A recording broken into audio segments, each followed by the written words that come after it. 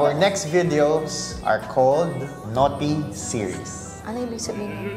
Mga siguro medyo naughty topics. Anong first topic natin?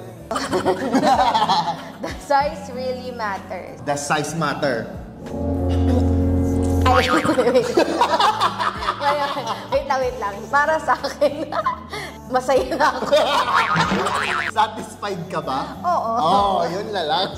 Super satisfied naman. Pero sa akin kasi siguro, hindi size matters eh. Para sa akin, yung performance, how you do it, paano ginagawa ng partner mo, yung love making nyo, parang ganon. Iyon para sa akin yung mahalaga. Yung mararamdaman mo yung love dun sa ginagawa nyo. Kasi hindi yung parang ginagawa nyo lang na walang love na kasama.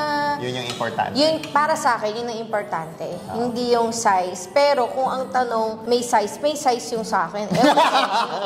Pero yun, okay naman. Masaya ako sa size ng akin.